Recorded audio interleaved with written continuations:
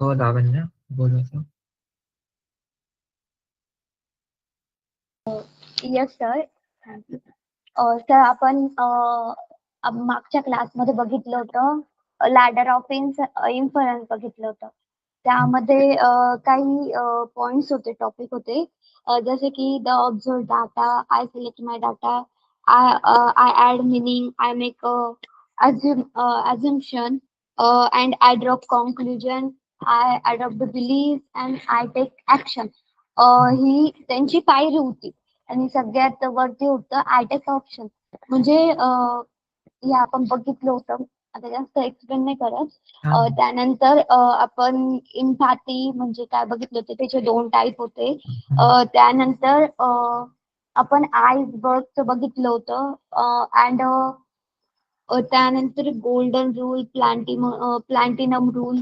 आणि आपण बघितलं होतं की आपल्याला प्लॅटिनम रूलच फॉलो केला पाहिजे. बिकॉज प्लॅटिनम रूल म्हणजे what are they want to be treated. Sorry, म्हणजे दुसऱ्यांना जसं वाटतं तसं आपण त्यांच्याशी वागलं पाहिजे. आपल्याला जसं वागलं म्हणजे आपण जर त्यांच्याशी आपल्या मनाने वागलं की मला असंच पाहिजे, मी त्यांच्याशी तशीच वागेल, तर तितकं रिलेशन चांगलं नाही बनत. त्यामुळे जर प्लॅटिनम रूलचा यूज केला तर चांगलं पडतं. यावरच काही क्वेश्चन्स बघितले. ठीक आहे. कुणाला अजून काही ऍड करायचं आहे? I think that's good enough. मतलब गुड इनफ नाही, सगळं कव्हरच केलं. कुणाला अजून काही ऍड करायचं असेल तर आता.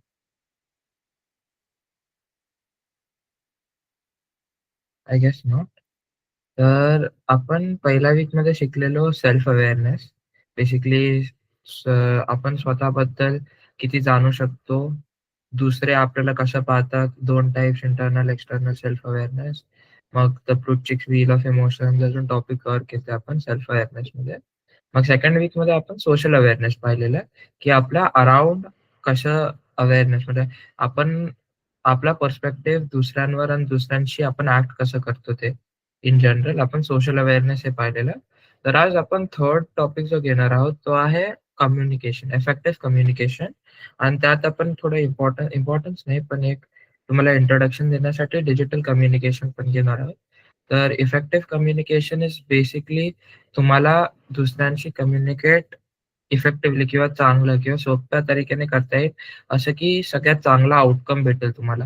की दोघांना जे काही इमोशन्स कन्वे करायचे असेल किंवा जे काही फॅक्ट कन्वे करायचा असेल तो इझिली कन्वे करू शकाल आणि तो कॉन्व्हर्सेशन प्रोडक्टिव्ह असो. तर आपण आज इफेक्टिव्ह कम्युनिकेशन शिकणार आहोत. तर एक सेकंड मी स्लाइड शेअर करतो. दिसतंय तुम्हाला? Yes sir. Yes sir. Okay. तर जसं मी सांगितलं आपण फर्स्ट वीक मध्ये सेल्फ अवेअरनेसवर काम केलं. We started looking inward, understanding our own thoughts, emotions, and values. True insight begins with knowing ourselves clearly. Second week मध्ये social awareness, learning to decode social situations म्हणजे आपण social situation मध्ये कसा विचार करतो त्याच्याबद्दल. The tools like the ladder of inference and iceberg model, we learned what's happening beneath the surface इकडे. आणि मग आज आपण वीक 3 मध्ये कम्युनिकेशन वर काम करणार आहोत. आपण स्वतःबद्दल अवेअरनेस, जागरूकता केली. आपण सोशली अवेअर आहोत म्हणजे आपण त्याच्यावर काम केलंय थोडंफार. आणि आता आपल्याला we have to act on uh awareness. आपण जे काही अवेअरनेस डेव्हलप केला आहे, either it be self or social, ते आपण कसं यूज करू शकतो to clearly and effectively communicate, to build connections. तर आपण त्याच्यावर काम करणार आहोत. तर चालू करू. फर्स्ट इज की आपल्याला समजायचंय की मोस्टली कम्युनिकेशन फेल का होतं. की आपण काही कन्वे करायची प्रयत्न करत असाल, जर तुम्ही कधी भांडणात आला असाल मित्रासोबत, जे काय असो, तुम्ही काहीतरी बोलत असाल, तुम्हाला वाटत असेल त्यात काही रिझन आहे, पण त्याला समजतच नसेल तुमच्या समोरच्याला, तर ते कम्युनिकेशनचं लॉस का होतं, कसं होतं ते पाहू आधी आपण. आणि आपण इफेक्टिव्हली कम्युनिकेट का नाही करतो. तर जे काय आपल्या डोक्यात आयडिया आहे तो इज द 100%. जे काही इमोशन फील करतोय, जे काही फॅक्ट तुम्हाला माहिती आहे ते 100% तुमच्या डोक्यात आहे.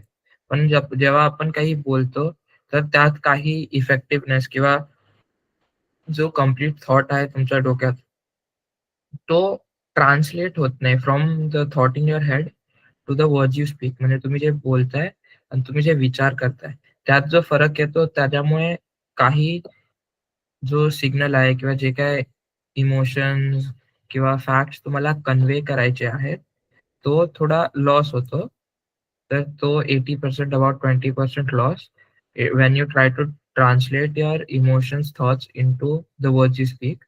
मग जे शब्द तुम्ही बोलता, जर तुम्हाला लॅडर ऑफ इन्फरन्स आठवत असेल, तर सेकंड स्टेप होतं सिलेक्टिंग द डेटा. तर त्यापैकी जे ते ऐकतात, द वर्ड्स दे हिअर, त्यात पण लॉस होतो. कारण की ते सगळे शब्द पूर्ण अटेन्शन देऊन ऐकू तर नाही शकत. तर ते जे समोरचा शब्द नीट ऐकतो, इम्पोर्टन्स देतो, त्यात पण काही लॉस होतो तुमच्या इनिशियल थॉटमधून. आणि मग त्यामधून जो तो इन्फर करतो, त्याच्या लॅडर ऑफ इन्फरन्स, तुमचा स्वतःचा लॅडर ऑफ इन्फरन्स आहे. आता त्याचा लॅडर ऑफ इन्फरन्स आहे समोरच्याचा.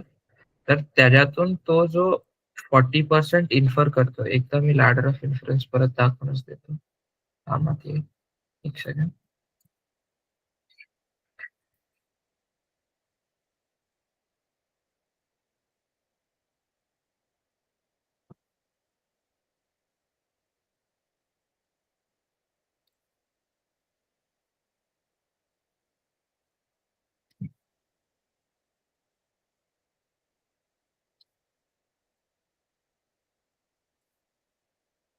तर हा जो लॅडर ऑफ इन्फरन्स आहे, जर तुम्हाला आठवण येत असेल, तर जो समोरचा, आता जसं आपण बोलत होतो, की तुमचा स्वतःचा एक लॅडर ऑफ इन्फरन्स असेल, सपोर्टचा असेल. तुमच्या डोक्यात काही आयडिया आहे, थॉट्स आहेत, इमोशन्स आहेत, जे तुम्हाला समोरच्याला कन्व्हे करायचे आहेत. तो थॉट तुम्ही तुमच्या शब्दात टाका. कारण की language is the best tool we have to communicate with people. It is the only tool we have to communicate with. तर तुम्ही लँग्वेजमध्ये टाकाल, त्यात काही इन्फॉर्मेशन जे तुमच्या डोक्यात होती, ते लॉस होणार. थॉट कंप्लीटली रिले नाही होणार. त्यानंतर त्यातले जे वर्ड्स ते ऐकतील, ज्याला इम्पोर्टन्स देतील. तो हा सेकंड स्टेप आहे. I select my data. त्यात ते सगळे गोष्टी तर नाही ऐकणार जे तुम्ही बोलला. ते समोरच्याचं लॅडर ऑफ इन्फरन्स आहे. तर त्यात ते काही फॅक्ट्स इग्नोर होतील, ते तुम्ही बोलताय. त्यात पण आता परत काही लॉस येईल. ते 80% to 60%.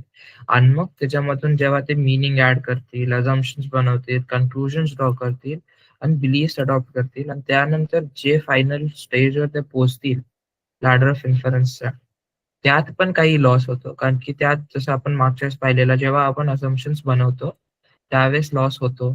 कधी-कधी तुम्ही कंप्लीटली चुकीचं अझम्पशन बनवता आणि तुम्ही काहीतरी एकदम वेगळंच समजून घेता. That is actually not the case. तर ह्याच्यामुळे जनरली आपण पाहू, तर आपण इफेक्टिव्हली कम्युनिकेट नाही करू शकत. काहीतरी इश्यू येतो किंवा काहीही असो, त्याच्यामुळे समोरच्याला तुमचे ॲक्चुअल थॉट्स कळत नाहीत.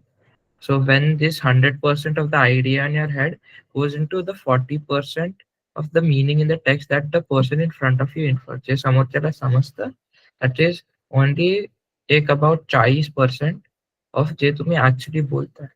It is जसं लिहिलंय, it isn't a simple transfer of information. It is a process of translation where meaning can get lost at every step.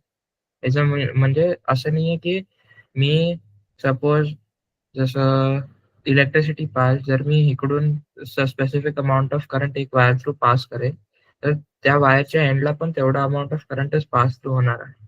पण कम्युनिकेशन तसं नसतं. It is translation. म्हणजे एक गोष्टी थ्रू दुसरी गोष्टी थ्रू थर्ड गोष्टी, हे फनल सारखाच विचार करू शकता तुम्ही, की जे तुमचं टोटल आयडिया आहे, ते ॲक्चुअली पास थ्रू नाही होत. तर आपला गोल काय आहे, की हा लॉस मिनिमाइज करायचा आहे. जेवढं आयडिया तुमच्या डोक्यात आहे, तेवढं तुम्हाला पास थ्रू करायचं. ठीक आहे? यात कोणाला काही नाही कळालं तर they can raise their hands, ask questions, whatever. कळालं असेल तर थम्स अप करू शकता. हो अनुष्का, बोलू शकतेस तू. दादा सर एक मिनिट एकदा रिपीट करा ना. Okay, so basically yes sir मला पण नाही समजलं. ठीक आहे. तर आपण आज शिकणार आहोत कम्युनिकेशन बद्दल. तर पहिले आपण पाहू की जनरली कम्युनिकेशन फेल का होतं. तर जनरली तुमच्या डोक्यात काही आयडिया आला, थॉट आला, काही इमोशन्स आले, तर ते तुमच्या डोक्यात आहे. ते तुम्हाला सोडून कोणीही पाहू नाही शकत. आणि that is in its completely. तर त्याला आपण 100% मानतो.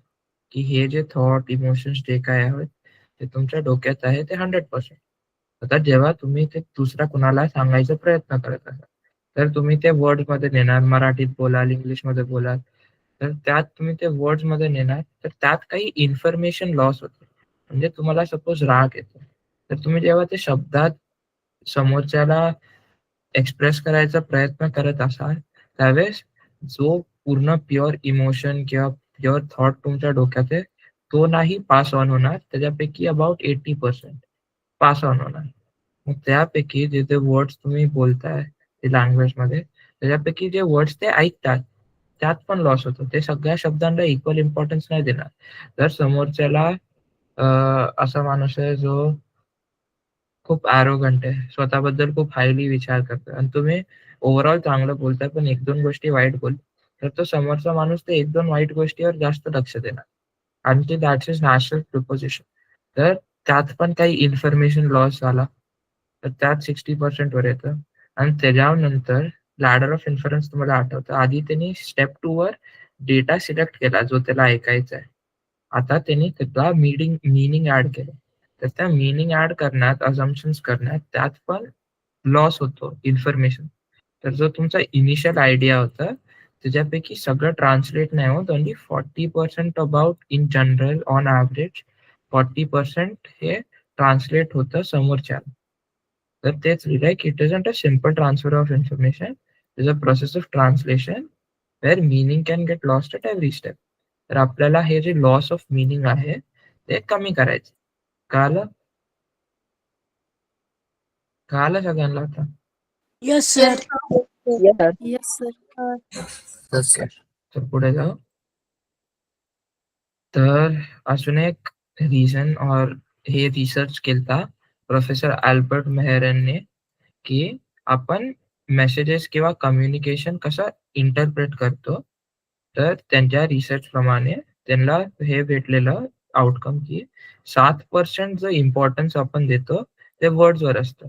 जर आपण कम्युनिकेट करतोय तर आपण फक्त 7% जे काही इन्फर करणार, जे काही मीनिंग भेटणार, जे काही आपल्या डोक्यात थॉट्स फॉर्म होणार after the ladder of inference, ते फक्त 7% ऑफ द वर्ड्स, ते जो पण समोरचा बोलतोय त्याला फक्त आपण 7% इम्पोर्टन्स देणार.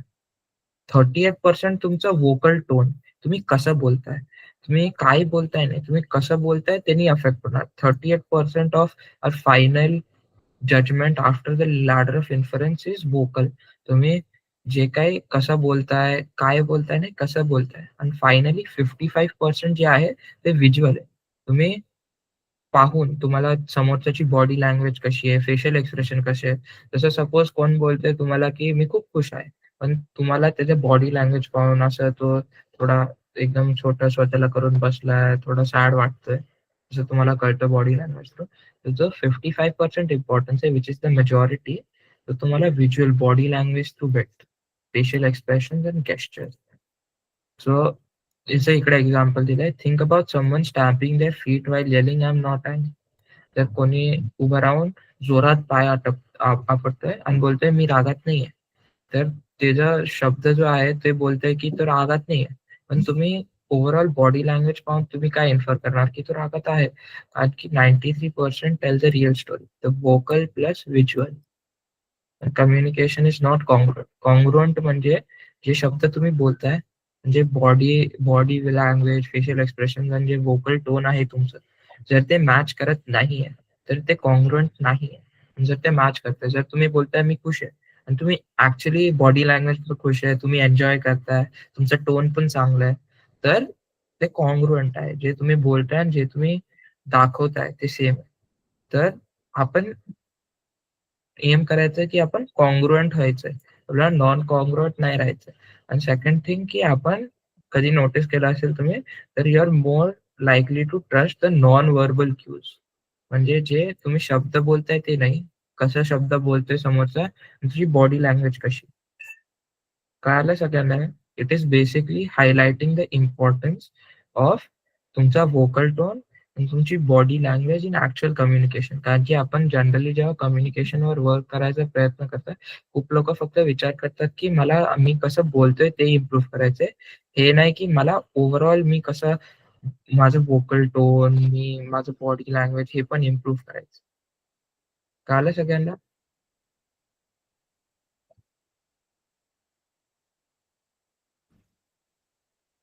हो पूजा.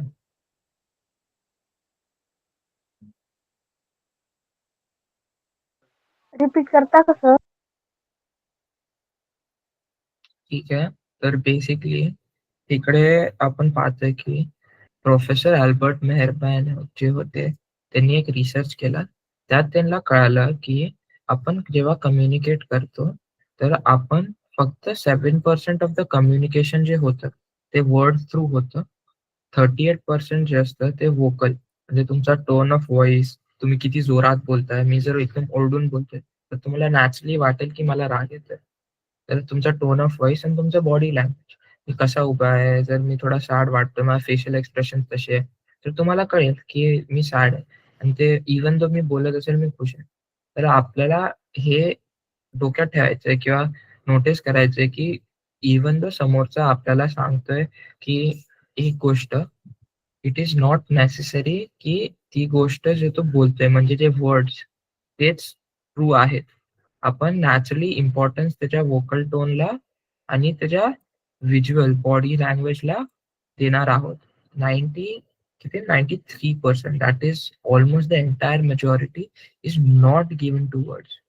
तर इम्पॉर्टंट इन्साइट तेच आहे की कम्युनिकेशन फक्त बोलणं हे नाहीये. तुम्ही कसं बोलताय, तुमची बॉडी लँग्वेज कशी आहे, हे पण आहे. आणि आपल्याला त्याच्यावर पण काम करायचं असतं आणि आपल्याला ते पण नोटीस करायचं असतं in social awareness, in awareness itself. कळालं? Yes, sir. Yes, okay. sir. Yes, sir. Okay, आपण पुढे जाऊ. तर जसं आपण तुम्हाला आठवण येत असेल, द आइसबर्ग मॉडेल पण भेटलेलं. त्यात आपण काय बोललेलो आठवतो कोणाला? कोणाला सांगायचं असेल आइसबर्ग मॉडेल काय आहे? तर पाहू तुम्हाला किती आठवतं. This is not exactly the iceberg model, पण हे खूप सिमिलर इन्फरन्स आहे. मला हँड रेज करायचंय, करू शकतो.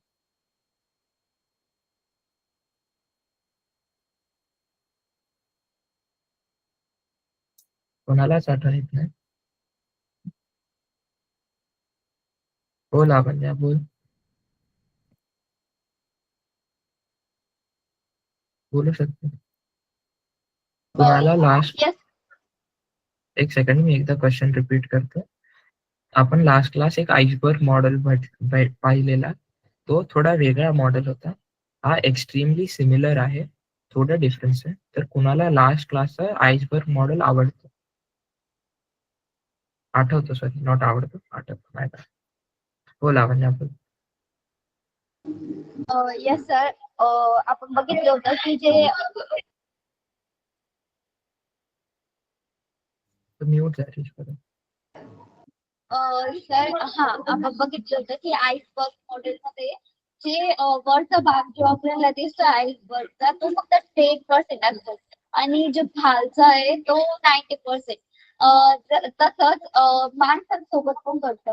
जे आपण म्हणजे एखाद्या व्यक्तीकडे जर आपण बघत असाल तर आपण त्यांचा 10% भाग बघतो, म्हणजे त्यांची बोलण्याची क्रिया, म्हणजे ते बोलता कसे आहे किंवा ते कपडे कसे घालताय वगैरे वगैरे सर्व. आणि जे 90% असतं ते त्यांचे बिलीफ किंवा त्यांची व्हॅल्यूज त्यामध्ये ते येतं.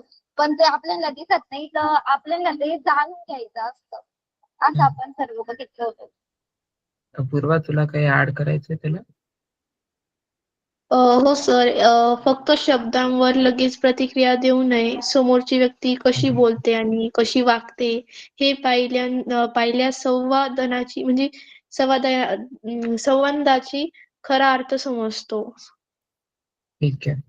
तर बेसिकली आपण मागच्या वेळेस पाहिलेलं की जे ओव्हरऑल एक माणसाचं हे होतं आइसबर्ग मॉडेल, त्यात व्हिजिबल बिहेवियर जे आहे ते फक्त 10% आहे ऑफ द टोटल त्यांचं पर्सनॅलिटी. त्यात इनव्हिजिबल ड्रायव्हर्स खूप असतात. आता या व्हिजिबल बिहेवियर मध्ये पण आपण दोन डिफरन्शिएट करू शकतो. एक आहे जे ते ऍक्च्युली बोलतायत इन कम्युनिकेशन, जे ते बोलतायत ते, आणि सेकंड पार्ट आहे जे तुम्हाला दिसतंय, जे तुम्ही टोन थ्रू समजताय त्याचं. तर तो सेम आइसबर्ग टाइप्स हे आहे इन दिस, की मेजॉरिटी जे आहे that is 93% of your communication that takes place through tone and body language. हे तुम्हाला ऍक्च्युअल मीनिंग देऊ शकतं, जेव्हा की जे वर्ड्स तुम्ही बोलताय ते फक्त 60% ते मीनिंग किंवा जे काही तुम्हाला कन्व्हे करायचंय ते कन्व्हे करेल. ते पण तर this is a little different, but the idea is the same, की फक्त जनरली आपण सरफेसच्या वर पाहत असतो, पण आपल्याला हे करायचं असतं, काही प्रयत्न करायचा असतो, की आपल्याला सरफेसच्या खालच्या गोष्टी पण दिसतील. Don't just react to the words at the tip of the iceberg. True understanding comes from investigating the 93% of the communication happening beneath the surface. Your goal is congruence, making sure the tip of your iceberg matches what's below. कळालं सगळ्यांना हे? नसेल Yes, sir. कळलं तर विचारू शकता doubt. हो पूजा. पूजा, repeat करा ना. तर बेसिकली मागच्या क्लासमध्ये आपण जो आइसबर्ग मॉडेल पाहिलेला, त्यात असं होतं की जो आपण कुणाची पर्सनॅलिटी किंवा कुणाचं ॲज अ टोटॅलिटी पाहतोय, तर त्याच्यापैकी फक्त 10% व्हिजिबल बिहेवियर असतं. त्यांचे ॲक्शन्स, वर्ड्स, त्यांचं बॉडी लँग्वेज हे ते, आणि 90% इनव्हिजिबल ड्रायव्हर्स असतात. बेसिकली त्यांना त्यांचे व्हॅल्यूज, त्यांना काय आवडतं, नाही आवडत. तर त्यात आपण पाहिलेलं की आपल्याला ॲज अ टोटॅलिटी पूर्ण आइसबर्गला इम्पॉर्टन्स द्यायचं. आपण जनरली काय करतो? तो मला हे बोलतोय तर हे खरंय. तो मला हे करतोय तर ते खरंय. फक्त सरफेसच्या वर पाहतो. पण आपल्याला काय करायचंय? आपल्याला ॲज अ होल त्या माणसाला पाहायची प्रयत्न करायचा. दरवेळेस पॉसिबल नसतं. जर तुम्ही फक्त कुणाला एकदा भेटताय आयुष्यातून, तर it's not possible. But in general जर तुम्हाला चांगले रिलेशनशिप्स इफेक्टिव्हली कम्युनिकेट करायचे, तर तुम्हाला पूर्ण आइसबर्ग पाहायचं आहे. तर सिमिलरली ते जो 10% ऑफ व्हिजिबल बिहेवियर होतं, त्यात एक स्मॉल पार्ट कम्युनिकेशन, आणि त्या कम्युनिकेशन मध्ये पण एक सिमिलर आइसबर्ग फॉर्म होतं, की वर्ड्स जे असतात which you can directly here, ते आइसबर्ग ओनली 7% जो आपल्याला सरफेसच्या वर डिरेक्टली ऐकू येतं. समोरचा आपल्याला काय म्हणतोय, तर आपण तेवढ्याला लक्ष देणार. ते फक्त इकडे आहेत. पण त्यांचं टोन कसं आहे, बॉडी लँग्वेज कसं आहे, ते पाहणं हे सरफेसच्या खाली येतं. जे आपल्याला करायचंय, आपला गोल कॉन्ग्रुअन्स आहे, की त्यांचं बॉडी लँग्वेज आणि त्यांचे वर्ड्स हे मॅच करतायत. हे म्हणजे जो फायनल इन्फरन्स आहे, तो दोन्हीच्या बेसिसवर घ्यायचा. 2 टाइप्स ऑफ कॉन्ग्रुअन्स असतात. एक असतं, की आपण स्वतः दुसऱ्यांना कसं पाहतो आणि दुसरं स्वतःला कसं पाहतो. 2 गोल आहेत. जर तुम्ही बोलताय, की तुम्हाला काही सांगायचंय, तर द गोल इन कॉन्ग्रुअन्स इज, की तुमचं बॉडी लँग्वेज, तुमचं टोन शुड मॅच विथ तुम्ही काय बोलताय.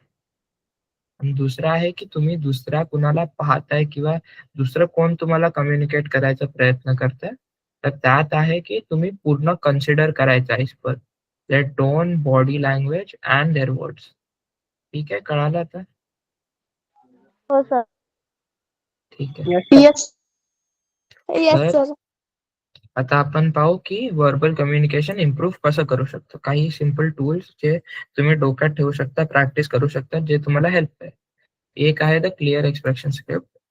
तर आपण जसं पाहिलेलं, की बिग वर्ड्स म्हणजे पाहिलं नाही, आपण बिग वर्ड्स यूज करायची गरज नसते. आपला गोल आहे कॉन्ग्रुअन्स अचीव्ह करणे, जिकडे आपले वर्ड्स, टोन आणि बॉडी लँग्वेज सगळं सेम मेसेज डिलिव्हर करताय, जसं मी आता सांगितलं. पहिले तर गोल आहे, की इंटरनल सेल्फ अवेअरनेस बिल्ड करायचा. त्याच्याशिवाय तुम्हालाच माहिती नाही, की तुमचे इमोशन्स, तुमचे व्हॅल्यूज काय, तर तुम्ही ॲज अ होल कम्युनिकेट काय करायचंय तेच तुम्हाला जर माहिती नाही. If you can't say what you mean until you know what you feel and need. म्हणजे तुम्हाला जोपर्यंत कळत नाही तुम्हाला काय पाहिजे, तुम्ही कशाला इम्पॉर्टन्स देता, तुम्हाला काय आवडतं, नाही आवडतं, तुम्ही इफेक्टिव्हली कम्युनिकेट कसं करू शकता ती गोष्ट दुसऱ्या कोणाला. तर त्याच्यासाठी फर्स्ट गोल तर आहे internal self awareness. Once you have good internal self awareness, once the aware आठवतं कोणाला, जो आपला गोल होता, चार्ज हे होते, पर्सनॅलिटी टाइप बोलू शकता त्याला. यस भैया. हां, तर Yes, sir. आपल्याला जेव्हा आपलं इंटरनल सेल्फ अवेअरनेस हाय असेल त्यापैकी, त्यावेळेस आपण 2 टेक्निक यूज करू शकतो. एक आहे the NVC frameworks and the 7 Cs checklist. हे जनरली तुम्हाला हळू-हळू डोक्यात ठेवायचंय. म्हणजे जर एक्झाममध्ये प्रश्न येतील, की असं-असं सिच्युएशन आहे आणि तुम्हाला ही गोष्ट कम्युनिकेट करायची आहे. तर तुम्ही कसं कम्युनिकेट करणार? 4 ऑप्शन देतील, 4 वेगवेगळे सेंटेन्सेस. तर त्यापैकी कोणचं मोस्ट इफेक्टिव्ह आहे कम्युनिकेट करायला? असे प्रश्न येऊ शकतात. तर जनरली हे 2 फ्रेमवर्क्स तुम्ही चेक करायला यूज करू शकता, की तुम्ही जे बोलताय ते effectively is it effective communication or not? तर पाहू. पहिला आहे the N-V-C framework. Observe, feel, need, request. हे 4 गोष्टी करायच्या असतात. हे प्रिफरेबली आठवणीत ठेवा. नाहीतर प्रॅक्टिस केलं तर तुम्हाला नॅचरली आठवणीत होऊन जाईल. प्रॅक्टिस करणं म्हणजे तुमच्या रेग्युलर एव्हरीडे लाईफमध्ये कुणाशी बोलताय, किंवा काही करताय, तर हळू-हळू थोडं हळू करा आणि नोटीस करा गोष्टी. ठीक आहे? Based on the work of Marshall Rosenberg त्यांनी एन-व्ही-सी बनवलं. It is a powerful way to express yourself honestly without blaming और criticising others. It is a formula for clear and respectful dialogue. तर NVC framework काय बोलतं, की पहिले आपण observe करायचं. एक न्यूट्रल किंवा फॅक्च्युअल ऑब्झर्वेशन स्टेट करायचं. जसं तुम्ही सपोज पुढे जाऊन हॉस्टेलमध्ये गेला राहायला, कॉलेजमध्ये गेलात आणि मग तिकडे तुमचा एक रूममेट आहे हॉस्टेलमध्ये. तर तुम्ही तिकडे नोटीस करताय, की तुमचा एक शेअर्ड टेबल आहे आणि जसं आता आमच्या रूममध्ये एकच टेबल आहे आणि 2 मुलं आहेत आम्ही सेम रूममध्ये. तर तिकडे तुम्ही नोटीस करता, की तो त्याचं सामान सगळं टेबलच्या खाली किंवा चेअरवर सोडतो किंवा टेबलवर सोडतो. तर ते फॅक्च्युअल आहे, की तो ते सोडतो. तर तुम्हाला सपोज आता हे कन्वे करायचं आहे, की तुम्हाला त्याच्यामुळे प्रॉब्लेम होतो, की त्रास होतो किंवा तुम्हाला नाही आवडत. तर तुम्ही ते कसं कन्वे करणार इफेक्टिव्हली? असं नाही वाटायला पाहिजे त्याला, की तुम्ही त्याला ब्लेम करताय किंवा क्रिटिसाइज करताय. गोल तो आहे, तर तेच विदाऊट ब्लेमिंग और क्रिटिसाइजिंग. तर तुम्ही एक न्यूट्रल फॅक्ट बोलू शकता. When I see socks under the coffee table इकडे दिलंय. तर नाहीतर तुम्ही माझ्या एक्झाम्पलमध्ये बोलू शकता, की जेव्हा मला तुझं सगळं सामान टेबलवर पडलेलं भेटतं, त्यावेळेस मला इरिटेशन फील होतं. मला असं विचित्र वाटतं. मला आवडत नाही, की हे सगळं सामान असं टेबलवर पडलंय. फील म्हणजे तुम्हाला काय इमोशन फील होतं. हे तर ऑब्जेक्टिव्ह फॅक्ट आहे, की त्यांनी सामान टेबलवर टाकलंय. आता त्या सामान टेबलवर असल्यामुळे तुम्हाला काय फील होतं? State the emotion it triggers you. मला कसं तरी होतं, सामान असंच पडलेलं आहे पाहून. तर तुम्हाला हे का फील होतं? ते सांगायचं. ते नीडमध्ये येतं. एक्सप्लेन द नीड और value behind your feeling. Because म्हणजे आता तुम्हाला त्रास होतो, तुम्हाला कसं तरी वाटतं. हे का होतं? कारण की तुम्हाला आवडतं, की थोडं ऑर्डर असो, सगळं नीट ठेवलेलं असतं जागेवर, म्हणजे तुम्हाला नंतर भेटेल. तर तुम्हाला ऑर्डर पाहिजे शेअर्ड स्पेसमध्ये. दोघांसाठी टेबल आहे. त्याच्या एकट्यासाठी टेबल नाही. त्याच्या एकट्यासाठी टेबल असेल, तो काय करतोय ठीक आहे. पण शेअर्ड स्पेसमध्ये तुम्हाला थोडं ऑर्डर पाहिजे. असं ही तुमची नीड आहे, की त्याच्यामुळे तुम्हाला इरिटेशन फील होतं. तुम्हाला हे का फील होतंय ते ह्याच्यानंतर एक्सप्रेस करायचं. आणि फोर्थ रिक्वेस्ट, की तू प्लीज तुझं सामान थोडं नीट ठेवशील का? किंवा तू प्लीज तुझं सामान तुझ्या साईडला ठेवशील का? हे बोलणं क्लिअर, एकतर क्लिअरली बोलायचं हे आणि स्पेसिफिक रिक्वेस्ट, की कॅन यू प्लीज तू तुझं सामान थोडं नीट ठेवू शकतोस का प्लीज? तर बेसिकली तुम्ही काहीही कुणाशी कम्युनिकेट करत असाल, तर हे फ्रेमवर्क फॉलो करू शकता. Every day, every time follow करायची गरज नाही. पण it is helpful in effective communication. जसं मला स्वतः विचाराल तुम्ही तर, मला थोडं ऑकवर्ड होतं जेव्हा मला माझ्या रूममेटला काही साफ करायला सांगायचं असेल किंवा काय. तर तुम्ही इकडे असे फ्रेमवर्क वापरू शकता, की एक सेंटन्स किंवा जे काही तुम्हाला कम्युनिकेशन पॅटर्न आहे, ह्या फ्लोमध्ये जायला पाहिजे. एक ऑब्जेक्टिव्ह फॅक्ट, तो फॅक्ट तुमच्यामध्ये काय इमोशन ट्रिगर करतो, तो इमोशन का ट्रिगर होतोय आणि त्यानंतर ते कसं आपण रिझॉल्व्ह करू शकतो. एक रिक्वेस्ट करायची. तर हे आहे एन-व्ही-सी फ्रेमवर्क. इकडून इकडे, इकडून इकडे, इकडून इकडे. या ऑर्डरमध्ये सांगायचं प्रिफरेबल. ठीक आहे? हो तेजस, बोलू शकतोस. सर नीटचं डबल सांगा ना. नीड बेसिकली हे आहे की तुम्हाला जर सपोज आता इकडे एक्झाम्पल दिलं की इरिटेट फील होतं, पण तुम्हाला सपोज राग येतो जर तुमच्या रूममेटने तुमच्या टेबलवर सगळं सामान असंच फेकून दिलं त्यांचं. तर तुम्हाला राग येतो, तर तुम्ही बोलू शकता की मला राग येतो कारण की मला टेबल वापरायचं असतं, त्यावेळेस सगळं सामान पडलेलं असतं. बेसिकली तुम्हाला हे इमोशन का फील होतंय? ते कारण नीड आहे. कळालं? जे काही Yes, sir. इमोशन असेल त्याचं Yes, sir. रिझनिंग ते नीड आहे. Yes. ठीक आहे. आता सगळ्यांना कळालं एनव्हीसी फ्रेमवर्क.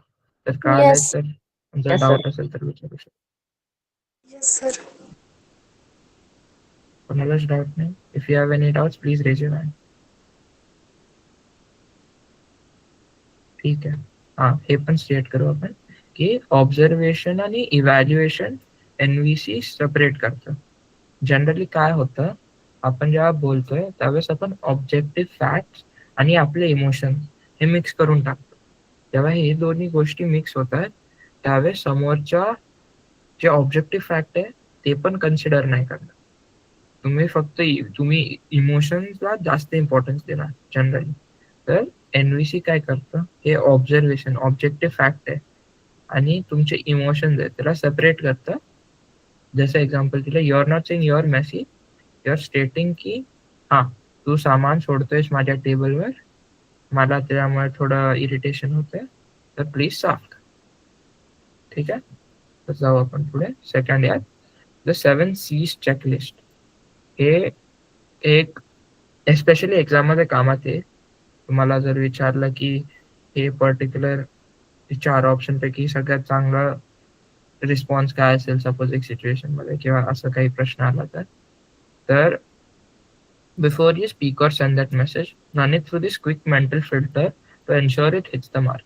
बेसिकली तुम्ही काही बोलणार असाल किंवा तुम्ही काही मेसेज पाठवणार असाल कुणाला, त्याच्या आधी हे 7 सी आहेत ते क्लिअर होत आहे की नाही तो मेसेज ते पाहायचं आहे आपल्याला. तो मेसेज क्लिअर आहे का? Is the purpose of my message clear? जे मी बोलणार आहे ते क्लिअर आहे. तर मला टेबल साफ पाहिजे, तर मी क्लिअरली सांगतोय का की टेबल साफ आहे पाहिजे मला. क्लिअर. कन्साइज म्हणजे मी शॉर्ट मध्ये सांगतोय, असं नाही की हे झालं ते झालं हे झालं असं 100 गोष्टी सांगितल्या आणि मग शेवटी जाऊन मी सांगतोय की मला टेबल साफ पाहिजे. लोकांचं अटेन्शन स्पॅन कमी असतं. बी कन्साइज विल हेल्प डिरेक्टली काही पर्टिक्युलर कम्युनिकेट करायचंय तर ते in the total does not get lost. म्हणजे 10 गोष्टी सांगितल्या तर ती गोष्ट त्यात जसं आपण पाहिलं कम्युनिकेशन फनल, तुम्ही जर 100 गोष्टी हे 100% पैकी ऑलरेडी 40% जनरली जातं, तर तुम्ही हे 100% वाढवलं तर तुम्हाला जे ऍक्च्युअली पास थ्रू करायचे ते नाही जाणार. म्हणून बी कन्साइज. शॉर्ट, छोटं ठेवायचं आपल्याला जे काय बोलायचं बी कन्साइज. कॉन्क्रीट म्हणजे is it specific and factual not fuzzy. तुम्ही काहीतरी स्पेसिफिक सांगताय, नॉट काहीतरी असं वेग. हे एक्सप्रेस कसं करू शकतो, जसं असं बोलू शकता की जसं हा बेस्ट एक्झाम्पल, कुड you please clean the table. जसं आता आपण एक्झाम्पल घेतलाय, रूममेट आहे, कुड you please clean the table. तो टेबल प्लीज साफ करू शकतोस का हे विचारलं तुम्ही, वर्सेस तुम्ही विचारलं कसं बोलू शकता, it would be nice if you clean the table. It would be nice if you clean the table म्हणजे तुम्ही त्याला ऑप्शन देताय की टेबल साफ केलं तर चांगलं असेल. तर ते कॉन्क्रीट नाहीये, ते थोडं तुम्ही त्याला अपॉर्च्युनिटी देताय की तो काही बोलू शकतो, बोलू शकतो ठीक आहे, पण कामातून जाऊ शकतो टाइप्स. तर बी कॉन्क्रीट. फोर्थ आहे बी करेक्ट. जे आपण बोलतोय ते ॲक्युरेट आहे का? Is the information accurate in grammar? Not that important, just check. Coherent. Does it make logical sense to from the start to the finish? Basically तुम्ही जसं पाहिलं मागच्या एक्झाम्पल मध्ये की सॉक्स टेबल खाली आहे किंवा टेबलवर सामान टाकलंय रूममेटनी, तुम्हाला इरिटेशन फील होतंय, कारण की तुम्हाला ऑर्डर आवडतं, तुम्हाला सगळं नीट ठेवायला आवडतं, तर तुम्ही तुम्ही टेबल साफ करू शकता का? किंवा तुम्ही सॉक्स रूममध्ये टाकू शकता का स्वतःच्या? हे बोलणं लॉजिकल आहे. त्यात असं नाही बोलत आहे, की "when I see socks under the table, I feel irritated because मला तिसरं काहीतरी आवडतं आणि तू अजून सॉक्स माझ्या टेबल खाली टाकशील का?" सेन्स नाही बनत. बेसिकली लॉजिकल आहे. हे आहे coherent, complete. Does the other person have everything they need to understand and act? तुम्ही असं नका करू, की समोरच्याला अर्धा इन्फॉर्मेशन द्याल, की सॉक्स खाली टेबल खाली सॉक्स आहे किंवा टेबलवर सामान पडलंय. एवढंच बोलून सोडून दिलं. तर फायदा नाही होणार. काही ते रिस्पॉन्स काय देणार आहे त्याचा? तर कंप्लीट मेसेज पाहिजे आणि फायनल आहे कोर्टियस. बेसिकली पोलाइटली बोलताय तुम्ही, फ्रेंडली बोलताय, असं ओरडत नाही आहे समोरच्या. तुम्ही शांततेत सांगताय. Basically that is courteous. तर हे तुमचे 7 सीज आहेत. Clear, concise, concrete, correct, coherent, complete and courteous. सगळे आठवणीत ठेवायची गरज नाहीये. जस्ट इम्पॉर्टंट आलं मी सांगतो. क्लिअर इम्पॉर्टंट आहे, कन्साइज इम्पॉर्टंट आहे, कॉन्क्रीट इम्पॉर्टंट आहे, कोहरंट इम्पॉर्टंट आहे, कंप्लीट इम्पॉर्टंट आहे. courteous is important once you are sure courteous and correct. हे इम्पॉर्टंट आहे जेव्हा बाकी 5 असतील. हे 3 आणि हे 2. हे 3 आणि हे 2 इम्पॉर्टंट आहे. ठीक आहे? कळालं सगळ्यांना? कोणताही यात डाऊट आहे विचारू शकता. हॅलो सर, क्लिअरचं एक्झाम्पल देऊन सांगा ना. क्लिअर ठीक आहे. एक्झाम्पल एक सेकंड विचार करू.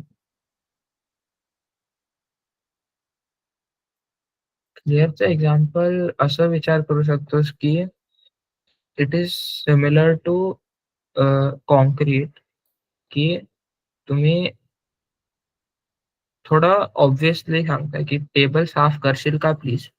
असं नाही की तू टेबल साफ केलं तर चांगलं असेल. कॉन्क्रीट आणि क्लिअर सिमिलर आहे त्यात. त्याला डिफरन्शिएट कसं करू शकतोस? अं, एक सेकंड मी विचार करतो.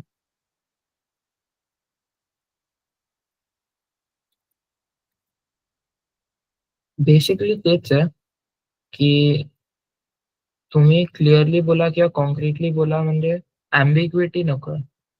म्हणजे समोरच्याला क्लिअरली तुमचा मेसेज समजतोय. तुम्ही जे काय बोललाय. म्हणजे तुमचा मेसेज क्लिअर असणं म्हणजे ते समोरच्याला समजायला सोपं आहे. असं नाही की त्याला जास्त विचार करावा लागेल मग समजेल.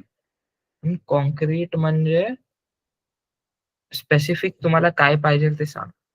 क्लिअर म्हणजे समोरच्याला समजणं हे सोपे असणं आणि कॉन्क्रीट म्हणजे काहीतरी स्पेसिफिक सांग. ठीक आहे? Okay sir. हो पूजा. तर कोहरंटचं एक्सप्लेन. कोहरंट बेसिकली की तुम्ही जे काय बोलताय त्यात लॉजिकल सेन्स बनतंय. जर तुम्ही बोलताय की सपोज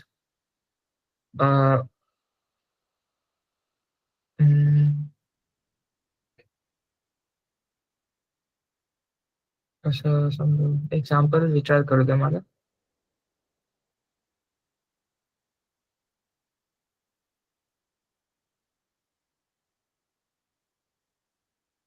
जर 2 गोष्टी झाल्यात आणि पहिल्या गोष्टीमुळे दुसरी गोष्ट झाली आहे सपोज, तर तुम्ही इफेक्टिव्हली क्लिअरली सांगताय की जी दुसरी गोष्ट आहे ती पहिल्या गोष्टीमुळे घडली आहे. म्हणजे ते लॉजिकल आहे.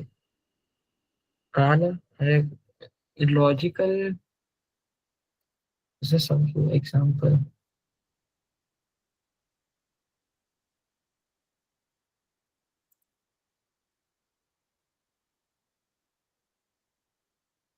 तेच आहे बेसिकली, की जसं लॉजिकल आहे की मागच्या सेंटेन्समध्ये लॉजिक हे आहे की तुला इरिटेट फील का होतं? कारण की मला ऑर्डर आवडते शेअर्ड स्पेसमध्ये.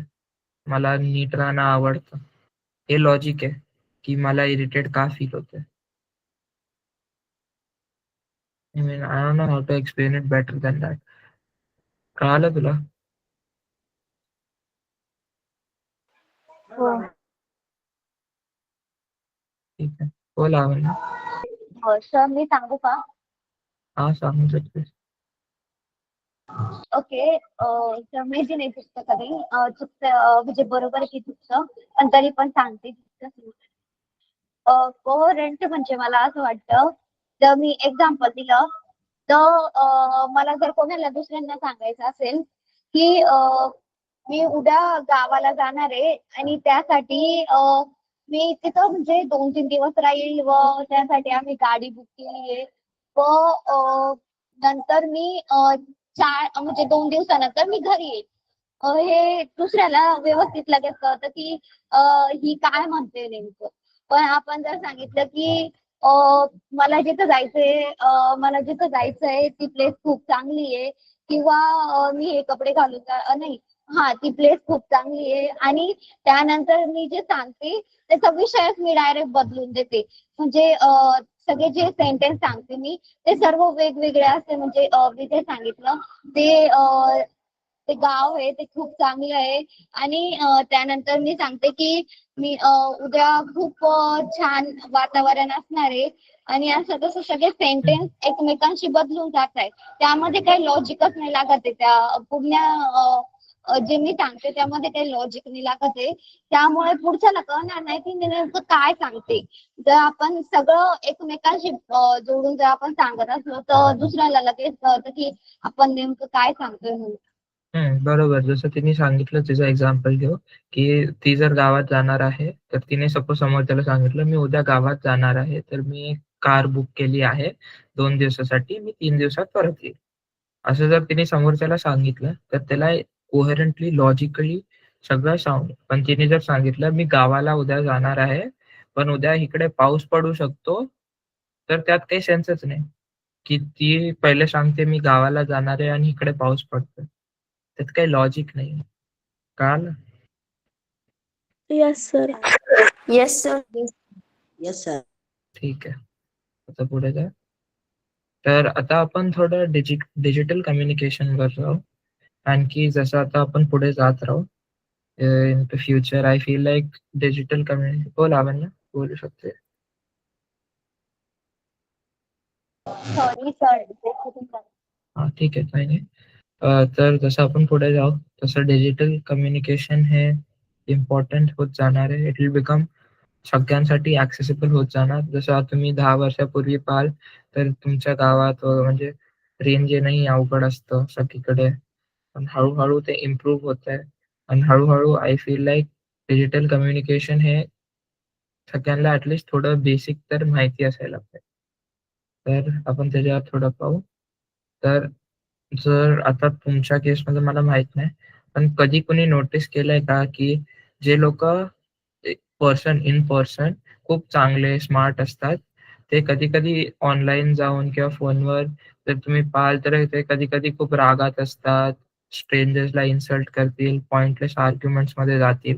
हे सपोज सोशल मीडियावर किंवा कुठेही इव्हन मेसेजेसमध्ये सपोज तुम्ही नोटीस केलं असेल, कुणी मेसेजेसवर जनरली थोडं जास्त रागात असतो किंवा असंच बोलून देतो versus compared to real life. कुणीही असं नोटीस केलेलं आहे? जर तुम्ही यूज केलं असेल, जर नाही केलं तर it's completely fine. It is generally noticed की असं होतं. No sir. No sir. ठीक आहे. तर generally it is researched on की असं होतं, की काही लोकं जे even if in real life they are smart, kind, चांगले लोकं ऑनलाईन कधी-कधी काही गोष्टी अशा आहेत of the digital space online असणे, जे त्यांना अलाव करतात, की more angry, more hateful towards other. हो लावण्या?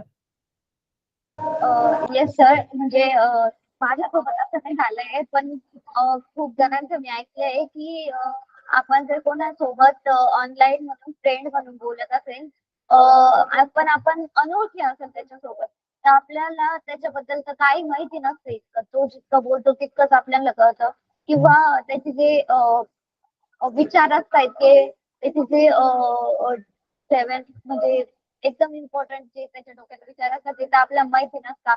त्याचं फक्त तो शेअर करतो की दाखवण्याचा प्रयत्न करतो की मी चांगला आहे किंवा करते चांगलं आहे म्हणजे मी चांगले आहे, पण आपल्याला त्यामागचं काही माहिती नसतं. त्यामुळे त्याच्या म्हणजे त्याच्या मनात काही दुसरे पण विचार असू शकतात किंवा ते डायरेक्टली काही काही वेळेस अचानकच रागात येऊन जातात, काही बोलून देतात. म्हणजे त्यांचं मनातलं जे आहे ते डायरेक्टली बाहेर येतं आणि आपल्याला कळतं नेमकं थोडंसं आपल्याला क्लू मिळतो की यांच्या मनात काय चालू आहे. असं. तर one of the most important गोष्ट जे डिफरन्स आहे that is in real world, जसं तुम्ही कोणाला भेटून बोलता आणि ऑनलाईन कम्युनिकेशन मध्ये आहे, की जसं आपण पाहिलं की जे मेजॉरिटी ऑफ द कम्युनिकेशन आहे ते tone and body language through होतं. 93% टोन अँड बॉडी लँग्वेज. आणि जे डिजिटल स्पेसेस, जसं तुम्ही कोणाला फोनवर मेसेज करताय किंवा सोशल मीडियावर कोणी काहीतरी कॉमेंट करताय किंवा जे काही असो, त्यात टोन आणि बॉडी लँग्वेज काहीच नसते. त्यात फक्त शब्द आहेत. तुम्ही फक्त शब्द वाचताय आणि फक्त शब्द लिहिताय. तर जे तुम्ही पाहताय ते फक्त 7% आहे of what the person in front of you is actually feeling or wants to actually convey. तर त्याच्यामुळे खूपदा असं होतं की effective communication online is comparatively more difficult. आणखी तुम्हाला टोन अँड बॉडी लँग्वेज हे भेटतच नाही. आणि अजून काही रिझन्स आहेत जे आपण पाहू, पण one of the most important reasons based on what we have learn till now तो आहे की त्यांना त्यांचं टोन अँड बॉडी लँग्वेज तुम्ही पाहूच नाही शकत. आणि दुसरं गोष्ट misunderstanding thighs empathy face. Empathy मिळणं फेस टू फेस कम्पॅरेटिव्हली खूप सोपं असतं. जर तुम्ही पाहिलं असेल, तुम्ही कुणाशी बोलत असाल, जर तुम्ही त्यांच्याकडे पाहून बोलत असाल, तर त्यांच्याबद्दल एम्पथेटिक असणं खूप सोपं असतं कम्पेअर्ड टू जर तुम्ही कुणाशी फोनवर किंवा याच्यावर बोलता. So that's another thing की एम्पथी ऑनलाईन स्पेसमध्ये फेड होऊन जाते. The clues we rely on in person. हो अदिती. सर एम्पॅथी म्हणजे काय? एम्पथी आपण लास्टला शिकलेलो पहा, 2 टाईपचे असतात. ट्राय कर रिकॉल करायचं.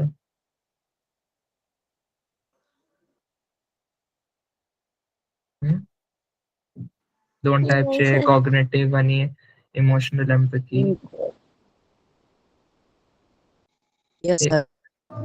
तर एक सर सांगू का मी? तिला एकदा प्रयत्न करू दे, मग पाहू आपण. सो बेसिकली ठीक आहे, लावण्या तू सांग, नाहीतर मी पण सांगू शकतो. Yes sir. आपण 2 टाईपच्या एम्पॅथी बघितल्या होत्या. एम्पॅथीचा अर्थ मराठी भाषेत सहानुभूती होतो आय थिंक. तर एक होती कॉग्निटिव्ह आणि एक होती इमोशनल. तर आपल्याला थोडाफार अंदाज येतो. कॉग्निटिव्ह मध्ये असं असतं की आपण म्हणजे I see why you think that. आपण एखाद्याला बघत असतो, म्हणजे आपण जर एखादं दुःखत असेल, एखादा व्यक्ती जर दुःखत असेल तर आपण त्याच्याकडे बघतो आणि आपण पण ते फील करतो. आणि पण तिथे आपण विचार करतो की आता आपण काय केलं पाहिजे याला शांत करण्यासाठी किंवा अजून काही. आणि जे इमोशनल असते त्यामध्ये आपण त्याच्या म्हणजे त्याच्या जागी अनुभवतो आणि त्याच्या दुःखामध्ये सामील होतो. पण आपण विचार नाही करत की आपण काय केलं पाहिजे त्याला शांत करण्यासाठी. नॉट, त्यामुळे थोडं चुकीचं आहे. नॉट की मी काय केलं पाहिजे. जे कॉग्नेटिव्ह एम्पथी आहे ते बेसिकली हे की तुम्हाला समोरच्याचं रिझनिंग कळतं. जसं ह्यात तुम्ही पाहाल, तुम्हाला हे जे आहे इमोशनल एम्पथी, ते तुम्ही समोरचा इरिटेटेड फील करता, हे तुम्हाला इमिजिएटली कळतंय. हे तुमचं इमोशनल एम्पथी. आणि कॉग्नेटिव्ह एम्पथी आहे की तुम्हाला नीड पण कळतंय विथ फील. जर तुम्हाला नीड कळतंय तर ते येतं कॉग्नेटिव्ह एम्पथी मध्ये, की त्याला इरिटेटेड फील होतंय कारण की त्याला ऑर्डर पाहिजे शेअर्ड स्पेस मध्ये. तर त्याला ऑर्डर पाहिजे शेअर स्पेस मध्ये, हे कॉग्नेटिव्ह एम्पथी आहे. आणि इमोशनल एम्पथी आहे की त्याला इरिटेटेड फील होत आहे. The emotion being able to understand की समोरच्याला ते इमोशन फील होत आहे. Okay sir, thank you. आदिती तुला कळालं? Yes sir, thank you. आठवलं, मी एक्झाम्पल पण दिलं होतं. तेच. तर तेच एम्पथी. तर जे आपण ऑनलाईन आहे, tone of voice, body language disappears online. This creates a vacuum where misunderstanding thrives. तर आपण पाहू, हे डिसइनहिबिशन इफेक्ट आहे. हे सायकॉलॉजिस्ट जॉन सुलरने दिलं. The tendency of people to behave with less restraint online compared to face to face. Toxic disinhibition and benign disinhibition. 2 types of disinhibition आहे.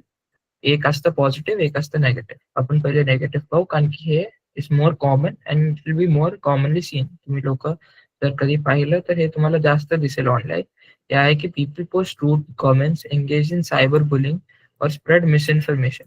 Behaviors that would be unacceptable in person become common. त्याला toxic डिसइनहिबिशन म्हणतात. की तुम्ही कुणाला वाईट वाईट गोष्टी लिहिताय online, बुली करताय ऑनलाईन, सायबर बुलिंग किंवा खोटी गोष्टी कोणाबद्दल स्प्रेड करताय. हे सगळं आता टॉक्सिक डिसइनहिबिशन मध्ये. डिसइनहिबिशन ही गोष्ट आहे की जे फेस टू फेस असतं तुम्ही तुमचं बिहेवियर आणि जे ऑनलाईन बिहेवियर आहे तुमचं, त्याच्यापैकी जो फरक आहे तो असतो disinhibition. The tendency for people to behave with less restraint online compared to face to face, त्यातला फरक. आणि दुसरा आहे बिनाइन डिसइनहिबिशन. हे एवढं इम्पॉर्टंट नाही आहे, पण जस्ट फॉर इन्फॉर्मेशन तुम्हाला सांगतोय. People feel comfortable expressing true feeling, sharing struggles or seeking help. For example, opening about an anxiety in a support group, it fosters connection and vulnerability.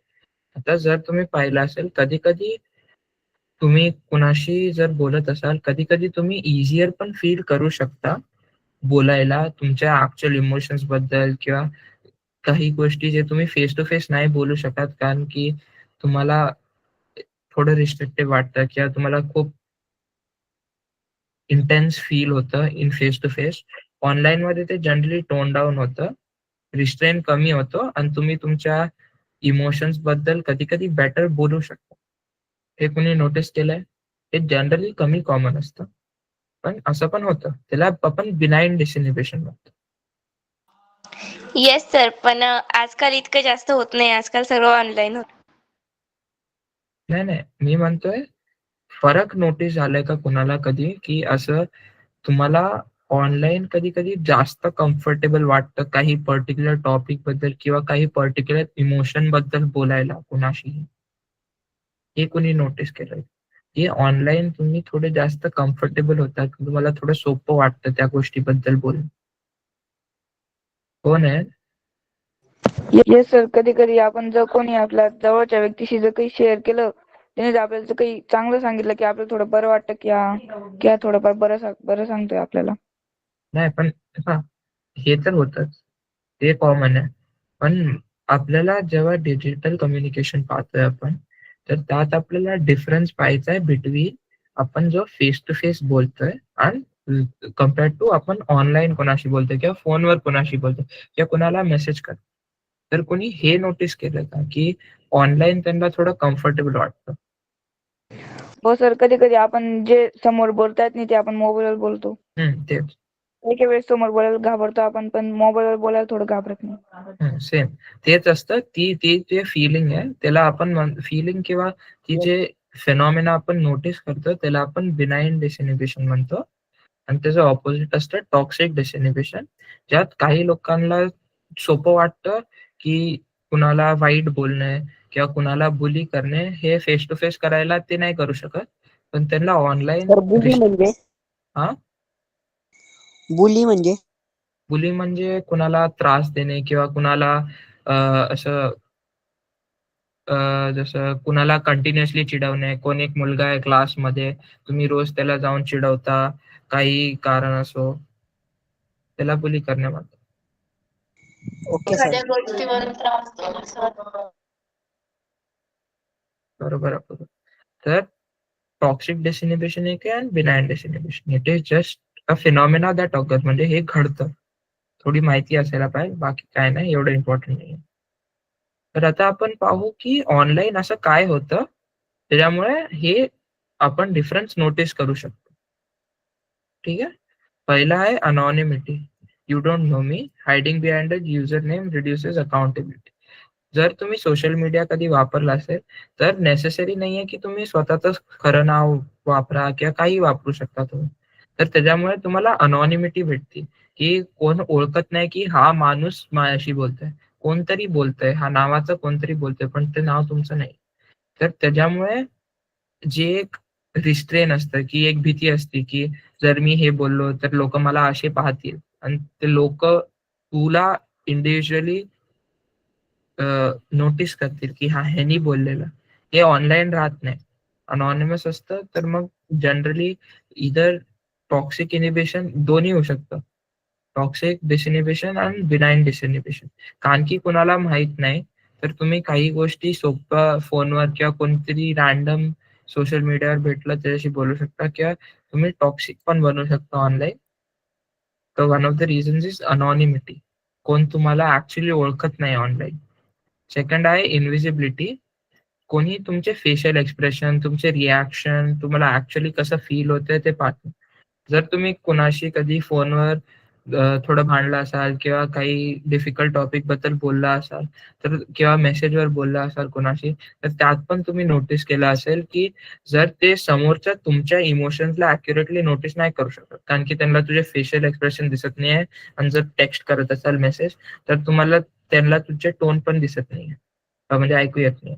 तर major part of the communication जे आपण पाहिलेलं 93% त्यांना भेटतच नाही.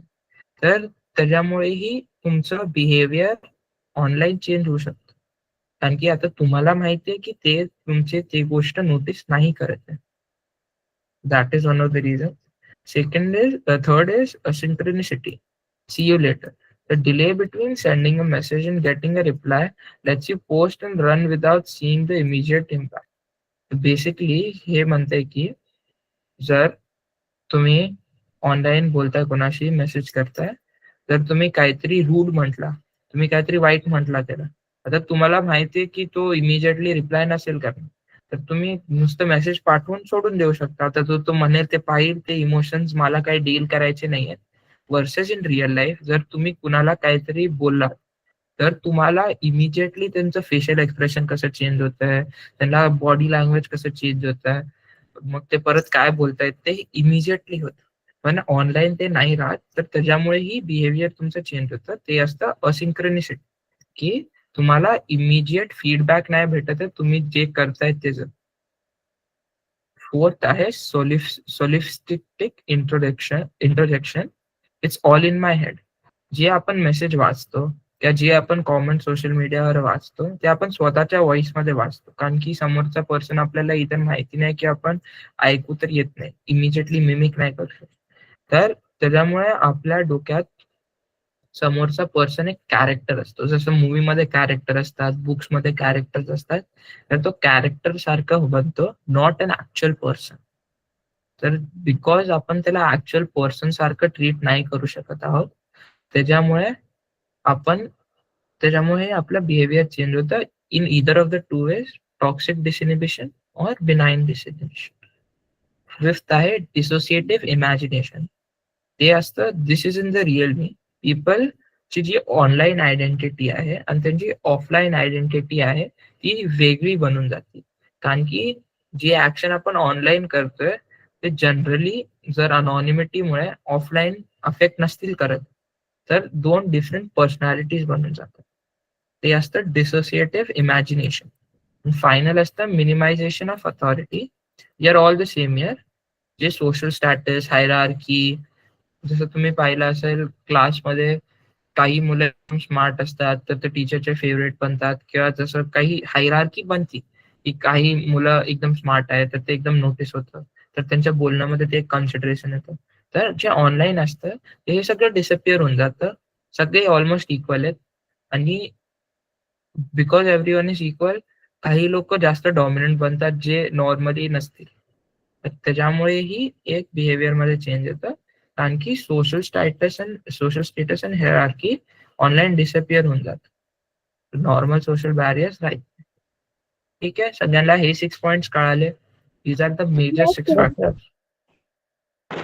Yes sir. तर कोणाला काही डाऊट आहे तर हँड रेज करून विचारू शकता. Sir no sir. ठीक आहे, नो डाऊट सर. तर ते ठीक आहे. आता जे चुझिंग your channel rich versus lean media. हे बेसिकली आहे की काही मेथड्स ऑफ कम्युनिकेशन जे आहे, काही जास्त रिच असतात, काही कमी रिच असतात.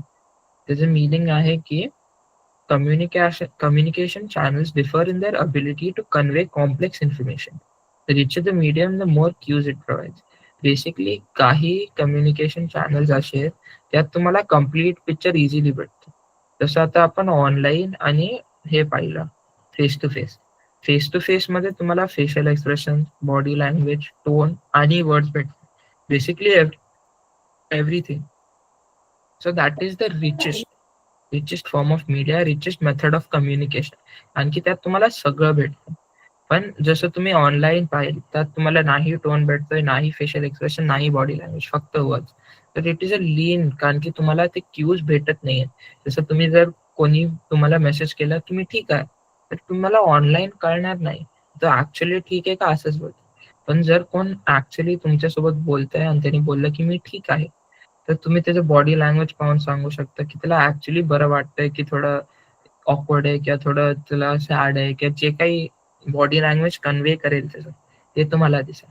तर ते असतं रिचनेस ऑफ मीडिया. बेसिकली जर तुम्ही त्याला जास्त क्यूज आहेत तर ते जास्त रिच आहे आणि जर कमी क्यूज आहेत तर कमी रिच आहे. आणि आपण चूज करू शकतो जनरली. काही गोष्टींसाठी तुम्हाला सगळे क्यूज पाहिजे. जसं जर तुम्ही खूप इम्पॉर्टंट कॉन्व्हर्सेशन मम्मी पप्पाशी बोलताय अबाउट एनिथिंग अशाबद्दल, तर ते फेस टू फेस असणं बरं असतं. जर त्या कॉन्व्हर्सेशनला तेवढी ग्रॅव्हिटी आहे, टॉपिक तेवढा इम्पॉर्टंट आहे, इमोशन्स बद्दल बोलताय, जे काय असो, तर it is prefer to have a face to face conversation. Best for complex emotional or ambiguous messages, immediate feedback, many cues. Basically complex topic, ambiguous म्हणजे तुम्हाला पण माहित नाही की मला कसं एक्झॅक्टली फील होतंय किंवा तुम्ही इझिली कन्वे नाही करू शकत शब्दात, त्याच्यासाठी face to face is always best. पण जर तुम्हाला सिम्पल फक्त म्हणायचंय की मी येताना दूध आण किंवा जे काय असो, तर सिम्पल फॅक्च्युअल अनअम्बिग्युअस मेसेजेस साठी तुम्ही लीन मीडिया पण चूज करू शकता. तर आपण आता काही एक्झाम्पल्स पाहू रिच वर्सेस लीन मीडिया किंवा मेथड्स ऑफ कम्युनिकेशनचे. अनॲड्रेस डॉक्युमेंट्स, PDF वगैरे ते येतं अनॲड्रेस डॉक्युमेंट्स मध्ये. त्यात काही कम्युनिकेशन नाही, फक्त आहे समोरचा माणूस तो वाचतो. टेक्स्ट मेसेज, तुम्ही कोणाला मेसेज करताय, ईमेल करताय, हे सगळे लीन आहे. यात तुम्ही इमोशन्स कन्वे करणं अवघड असतं. त्याच्यापेक्षा बेटर टेलिफोन कॉल, कारण की तुम्हाला ऍटलिस्ट हे जे टोन आहे, जर कोणाला ऍक्च्युली वाईट वाटतंय तर तो थांबून बोलतोय, हे सगळं तुम्ही नोटीस करू शकता कॉलवर, compared to either text message, email or unaddressed documents, PDF वगैरे. त्याच्यापेक्षाही better video call, video conference. त्यात तुम्हाला दिसतंय पण. Even though it is not as good as face-to-face conversation, it is a good substitute to face-to-face conversation. पण and finally the best, the richest is face-to-face conversation. त्यात तुम्हाला सगळे cues भेटतायत, तुम्हाला सगळं इन्फॉर्मेशन भेटतंय जे तुम्हाला नॉर्मली भेटू शकत. तर इम्पॉर्टंट गोष्ट आहे की कोणत्या गोष्टीसाठी आपण कोणतं मीडियम चूज करतं. कारण की कधी कधी असं होऊ शकतं की तुम्ही इम्पॉर्टंट गोष्ट टेक्स्टवर बोलताय आणि समोरच्याला कळतच नाहीये की तुम्ही काय कन्वे करायचा प्रयत्न करताय.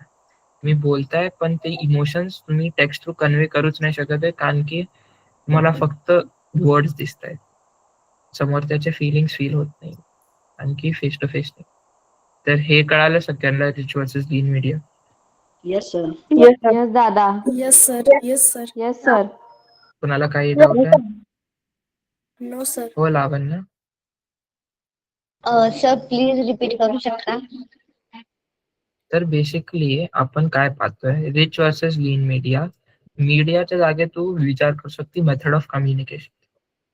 बेसिकली जसं आपण आधी पाहिलं की जे कम्युनिकेशन आहे ते फक्त 7% वर्ड्स थ्रू होतं, 93% बॉडी लँग्वेज आणि टोन थ्रू होतं. तर आपण जर सपोज फोनवर बोलतोय कोणाशी, तर आपल्याकडे फेशियल एक्सप्रेशन्स नाही आहेत, आपल्याकडे बॉडी लँग्वेज नाही, आपल्याकडे फक्त टोन अँड वर्ड्स. त्याच्यापेक्षा जर आपण कम्पेअर केलं तर आपण टेक्स्ट मेसेज, आपण फोनवर मेसेज करतोय कोणाला, तर आपल्याकडे नाही टोन आहे, नाही बॉडी या लँग्वेज, फेशियल एक्सप्रेशन, आपल्याकडे फक्त त्यांचे वर्ड्स आहेत. तर हे जे रिचनेस वर्सेस लीननेस ऑफ मीडिया आहे, बेसिकली हे म्हणतं की काही मीडियम्स असतात जे लीन असतात, ज्यात फक्त वर्ड्स किंवा फक्त एक पर्टिक्युलर मेथड ऑफ हे कम्युनिकेशन, मेथड ऑफ कम्युनिकेशन, फक्त वर्ड्स अनएड्रेस डॉक्युमेंट्स मध्ये जसं पीडीएफ वाचते कोणी लिहिलेलं आहे, तर त्यांनी एक माणसासाठी नाही लिहिलंय, त्यांनी इन जनरल लिहिलंय, तर ते तुमच्यासाठी स्पेसिफिकली पण नाही. टेक्स्ट मेसेज ठीक आहे, तुम्हाला पर्टिक्युलरली मेसेज येणार, पण त्यात फक्त शब्द आहे. जर तो रागात लिहितोय पण तुम्ही ते इंटरप्रेट करू नाही शकत की समोरचा रागात लिहितोय, you are losing some information. जे हे फनल आहे, जर तुम्हाला आवडलंय तर तुम्हाला जास्त जे 100% आयडिया आहे समोरच्या डोक्यात, ते कन्वे होणं अवघड होऊन जात, खूप इन्फॉर्मेशन लॉस होतो. तर ते आपण मीडियम थ्रू पाहतो. टेक्स्ट मेसेज, ईमेल, मग टेलिफोन कॉलमध्ये टोन असतं, तर टोनमुळे तुम्हाला तरी थोडे क्यूज भेटतील. तर कोण रागात आहे तर तुम्हाला कळेल की रागात आहे, कारण की तो जोरात बोलतोय, ॲजिटेटेड म्हणून बोलतोय. व्हिडिओ कॉन्फरन्स असेल तर अजून व्हिज्युअल क्यूज पण आहे, फेशियल एक्सप्रेशन. तर तुम्ही काय बोलला आणि जर समोरच्याला खूप टेकन झालं तर ते पण दिसतंय तुम्हाला. मग finally best, the richest is face to face conversation, ज्यात तुम्हाला सगळं भेटतं. तर जनरली जर तुम्हाला आता काही इम्पॉर्टंट कॉन्व्हर्सेशन करायचंय, सपोज तुला आता पॅरेंटशी बोलायचं तुझ्या करिअर बद्दल, पुढे काय करायचं, आता ते इम्पॉर्टंट कॉन्व्हर्सेशन, तुला काहीतरी एक्सप्रेस करायचं आणि तू मेसेज करते. आता तुझ्या पॅरेंट्सला कळतच नाही त्या मेसेज मध्ये कसं काय कन्वे करते, करायचा प्रयत्न करते, तर त्या मीडियमच डिफिशियन्सी आहे, त्यात तू कन्वे करू नाही शकणार. तर त्याच्यासाठी थांब मी येतो तेजसलाकडे. तर त्याच्यासाठी तुला फेस टू फेस कॉन्व्हर्सेशन करायला पाहिजे अशा केसमध्ये. तर चूज करणं की कोणतं मीडियम यूज करणं आहे त्याच्यापैकी, ते पण एक आपल्याकडे चॉईस आहे. तर फॉर कॉम्प्लेक्स इमोशनल अँबिग्युअस मेसेजेस आपल्याला जास्त रिच मीडियम चूज करायला पाहिजे, इधर अ व्हिडिओ कॉन्फरन्स और फेस टू फेस कॉन्व्हर्सेशन. पण जर आपल्याला फक्त काही फॅक्ट पाठवायचं की सपोज डिलिव्हरी आली, मम्मीने काहीतरी मागवलेलं तुझ्यासाठी आणि डिलिव्हरी आली, तर तू मम्मीला फक्त मेसेज करू शकते की हा माझ्याकडे डिलिव्हरी आली. आता त्यात तुला कॉल करून सांगायची गरज नाहीये दरवेळेस. तर ते फरक असतो लीन मीडिया मध्ये आणि रिच मीडिया. आता कळालं तुला Lavanya? Yes sir, thank you. Yes sir. Tejas तू बोलू शकतो का? तुला इंटरनेट मेसेज, व्हिडिओ कॉल क्लासवर सोपं वाटतात? हो बोल. सर आहे ना, आपण कधी स्कूलमध्ये असतो ना, उत्तर माहित असलं ना, सरने प्रश्न विचारला ना, तरी आपल्याला घाबरतो, मग आपण उत्तर देत नाही. तसं क्लासमध्ये ना सरने सांगितलं तर लगेच उत्तर माहित असलं सांगू शकतो. का बरं आहे ना, आपण फेस टू फेस नाही राहत ना, मग घाबरायचं काय टेन्शन नाही राहत म्हणून. ते आहे, तेच ते तू नोटीस केलं असेल, ते ह्यात येतं असं विनाईन डिसइनिबिशन मध्ये. तेच झालं ना की कारण की इकडे ऑनलाईन साठी ते पर्टिक्युलर थिअरी बनवली आहे, पण कारण की समोरचा जे सर आहेत तुझे, ते सपोज तुला डिरेक्टली पाहू नाही शकत, त्यामुळे तुला जे आन्सर बोलायचंय किंवा जे काय असो ते एक्सप्रेस करणं तुला थोडं सोपं वाटतं, compared to if in class ते तुझ्याकडे पाहत आहेत, पूर्ण क्लास आहे, त्या सिच्युएशन मध्ये बोलणं तुला अवघड वाटतं. हो सर. दॅट इज अगेन ते मीडियमशी रिलेटेड नाही आहे, इट इज मोर तुझा रिस्पॉन्स टू मीडियम, ते इकडे येतं डिसिनेबिशन मध्ये येतं. ठीक आहे, हे आपण जे बोलतोय ते डिरेक्टली म्हणजे टेलिफोन कॉल मधून आपल्याला कधीही फेशियल एक्सप्रेशन देताच नाही येणार, बरोबर? तर ते मीडियमशी लिंक आहे, आपण कशा थ्रू बोलतोय, कम्युनिकेट करतो. कळालं सगळ्यांना? Yes sir. Yes, sir. ठीक आहे, तर आपण आता पाहू की कोणता मीडियम कधी चूज करायला पाहिजे. लीन मीडियम तर जेव्हा चूज करा तेव्हा सिम्पल अँड क्लिअर मेसेज आहे, फॅक्ट्स किंवा डेटा पाठवायचा, जसं सांगितलं डिलिव्हरी आली ते सांगायचंय मम्मीला, फक्त तेवढं लिहू शकते. आणि परमनंट रेकॉर्ड पाहिजे तुम्हाला की हा हे असं झालं यावेळेस, किंवा तुम्हाला हा असं कन्फर्म करायचंय meeting is at 4 PM in the library, फक्त कन्फर्म करायचंय, सगळं फॅक्ट नाही, काही इमोशन नाही, काही नाही, डिरेक्ट आहे. Use rich media. Rich media म्हणजे face to face conversation, video conference आहे, टॉपिक इज सेन्सिटिव्ह और emotional, there is a chance of misunderstanding. जसं सपोज मी एक्झाम्पल दिलं, एक सेकंड नाही मी एवढं एक्सप्लेन करतो मग काही तुझा डाऊट. जेव्हा मी एक्झाम्पल दिलं तुला हे करिअर बद्दल बोलायचं असेल पॅरेंटशी, तर ते थोडं मिसअंडरस्टँडिंग होऊ शकतं. तुला पॅरेंट्सला वाटू शकतं की हे कसं करायचंय, कशाला करायचंय त्याला. तर त्या केसमध्ये रिच मीडिया यूज करा, फेस टू फेस कॉन्व्हर्सेशन, किंवा आता सेम जागेवर नसाल दोघं, ठीक आहे, तर तुम्ही कॉल करू शकता, video call. So richness of media important तिकडे येतं. When you need to resolve a disagreement or give feedback, discussing why you were upset after our group project.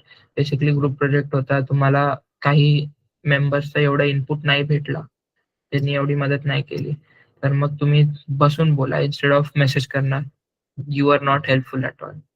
त्यापेक्षा रिच.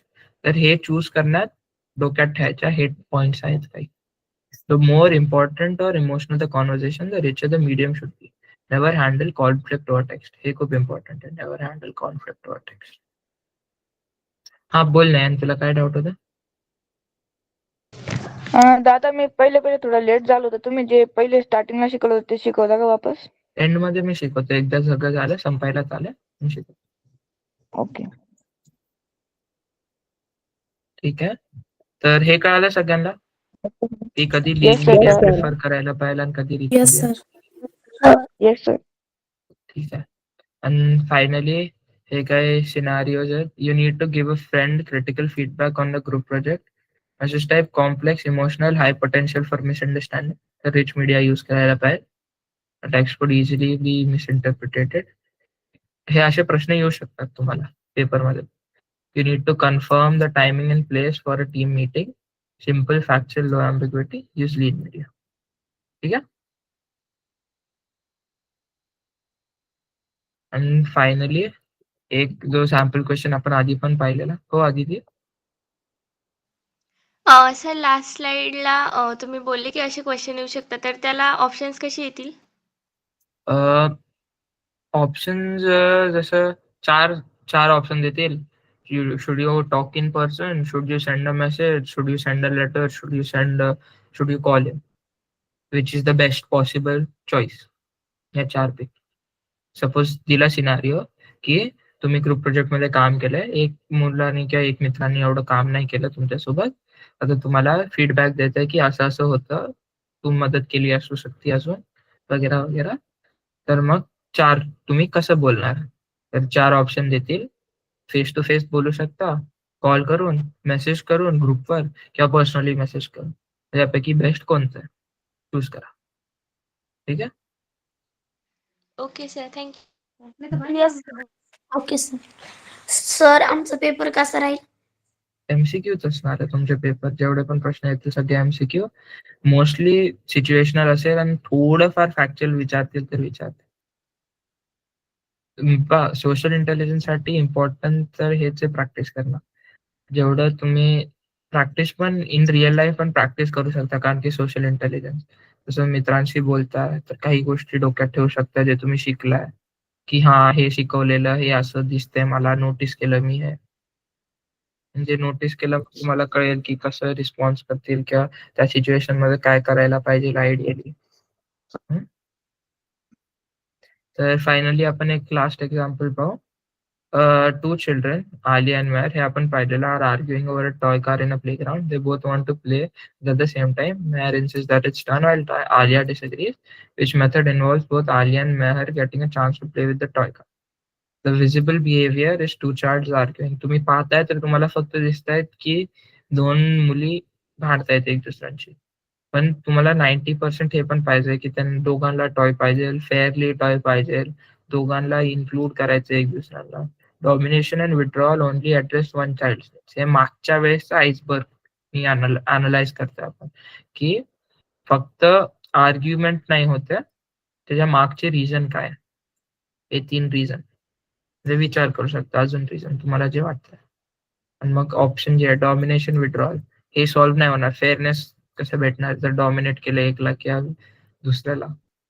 मग second, media richness principle. Solving this requires a rich conversation which requires each other's feelings and needs, not a lean one-sided command. कारण की भांडतायत. जसं आपण पाहिलं so कुठे गेलं ते? एक सेकंड. हां. Conflict should never handle conflict over text. तर दोघं भांडतायत तर generally you should be speaking face to face. जर प्रश्न आला की तुम्हाला 2 मुली भांडतायत आणि ठीक आहे, इकडे एवढं अप्लाय नाही होत, पण never mind. A successful outcome requires both children to express their need and make a request. Compromise is the only option that follows this two-way communication and addresses the need of both icebergs. दोघांचे icebergs. म्हणून C. तर जसं जसं एक एक topic शिकत जाल तसं तसं तुम्हाला अजून त्यांचं इम्प्लिमेंटेशन म्हणजे ते असं असिम्युलेट होऊन जायचं. तर ठीक आहे, आजच्या क्लासमध्ये एवढंच आहे. कोणाला काही डाऊट असतील, काही असेल तर थांबून विचारू शकता. मी एकदा ना यांना काय मिस झालंय त्याचं शिकून देतो. ते Yes, sir. Thank you. Sir repeat करता का? No sir. काय? एक एक करून हँड रेस करा, मग बोला. नाही, एक सेकंड थांब, मी डाऊट घेतो, मग तुला शिकवतो. हो तेजस बोल. सर तुम्ही प्रॅक्टिस टेस्ट टाकू शकता का? हा टाकून देईल संध्याकाळपर्यंत टाकून. Okay sir, thank you. Lavanya. Sir डॉमिनेशनचा अर्थ? म्हणजे तू एक गोष्ट सांगतीये आणि तेच समोरच्यानी करायला पाहिजे. अच्छा, थँक्यू. स्वप्नाली. सर आईसबर्गचं थोडंसं रिपीट करा ना, मी मागच्या क्लासमध्ये नव्हती. तर मागच्या क्लासमध्ये आपण एक पाहिलेलं आइसबर्ग मॉडेल. त्यात आपण पाहिलेलं की फक्त जे 10% गोष्टी असतात ते व्हिजिबल बिहेवियर थ्रू तुम्हाला दिसतात.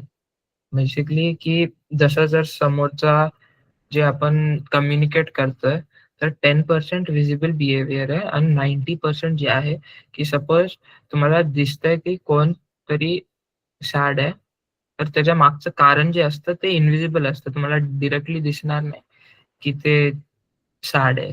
जसं त्या एक्झाम्पलमध्ये आपण पाहिलं आलिया आणि मेहरवाल्या की हे दोघांना टॉय पाहिजे खेळायला म्हणून ते भांडतायत. पण व्हिजिबल आपल्याला काय आहे फक्त की ते दोघं भांडतायत. तर आपल्याला प्रयत्न करायचा असतो की द होल आइसबर्ग जे 10% व्हिजिबल आहे, 90% इनव्हिजिबल आहे, सगळं कन्सिडर करून आपण रिस्पॉन्स किंवा ऍक्शन घ्यायचा. Not just the 10% of the visible behaviour. आणि आज जो आइसबर्ग पाहिला दॅट वॉज विदिन दॅट 10%. तेव्हा आपल्याला कम्युनिकेट करायचं आहे तर त्यात फक्त 7% आपलं वर्ड्स थ्रू कन्वे होतं, 93% टोन अँड बॉडी लँग्वेज. ठीक आहे. Yes sir, thank you.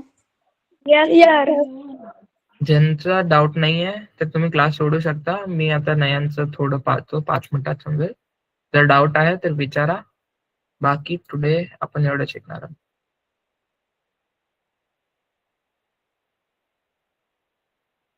तर नयन Yes, आपण sir. इकडून चालू केलं. तर बेसिकली पहिले आपण पाहिलेलं की आपल्या डोक्यात जे काय आयडिया येतो तो कम्प्लीट आहे. थॉट किंवा इमोशन्स जे काय ते आपण मानतो कम्प्लीट आहे. आपण जेव्हा बोलायला जातो त्यावेळेस आपण काही शब्द बोलणार. तर जेव्हा आपण आपलं थॉट शब्दात टाकायचा प्रयत्न करतो त्यात काही इन्फॉर्मेशन लॉस होते किंवा जे आपण थॉट आहे ते एक्झॅक्टली आपण शब्दात टाकू नाही शकत. त्यात काही इन्फॉर्मेशन लॉस होते. त्यानंतर समोरचा जो ऐकतो तो सगळ्या शब्दांना इक्वल इम्पॉर्टन्स नाही देणार. तर त्यात पण काही इन्फॉर्मेशन लॉस होते. पण मग त्यानंतर जे मीनिंग तो इंटरप्रेट करणार समोरचा त्यात पण लॉस होते. त्या कम्युनिकेशन सिम्पल ट्रान्सफर नाही आहे की माझ्या डोक्यात हा थॉट आला, मी तो थॉट त्याला पाठवला शब्दां थ्रू, त्याला तो थॉट भेटला आणि तो थॉट एक्झॅक्ट सेम. त्यात लॉस होतो. तर आपल्याला मिनिमाइज करायचा आहे हा लॉस. तेच असतं इफेक्टिव्ह कम्युनिकेशन की सगळ्यात कमी लॉस होईल, जे आपल्याला बोलायचं ते समोरच्याला कळतं. ठीक आहे. Okay, sir. त्यानंतर Thank you. हे होतास का ह्याच्या वेळेस का नव्हतं? No, sir. Yes, sir, no. कुठे जॉईन केलंस तू इकडे? Yes, sir.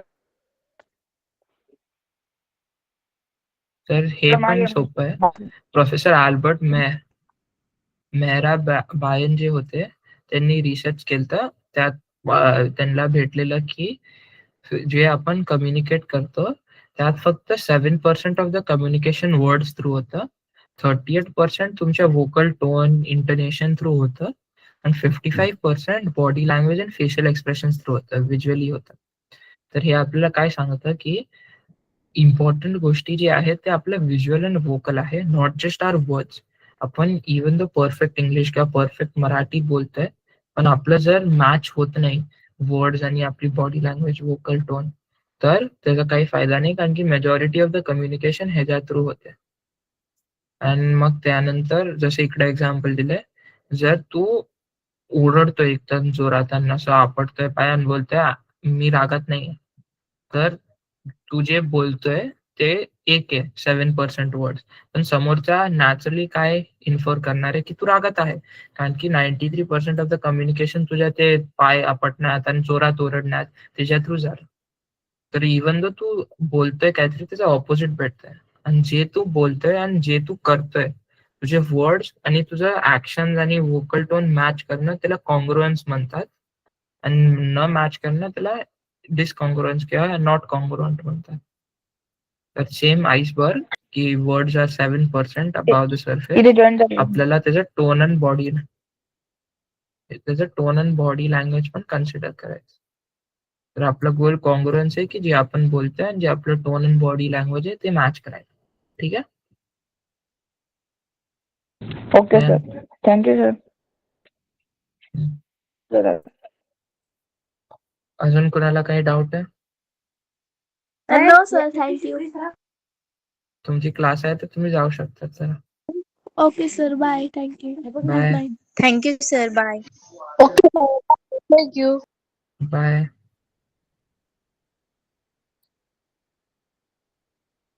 Bye sir, thank you.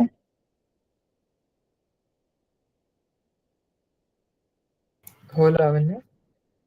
Sir ती स्लाइड नव्हती का त्यावेळेस ना, मी सांगते कोणती स्लाइड आहे. The lower our guard online नव्हतं का ते 6 फॅक्टर्स, तर ते त्यावेळेस मी लिफ्ट झालते, प्लीज समजून सांगता का? एक सेकंड सांगतो. एक सेकंड. Yes sir.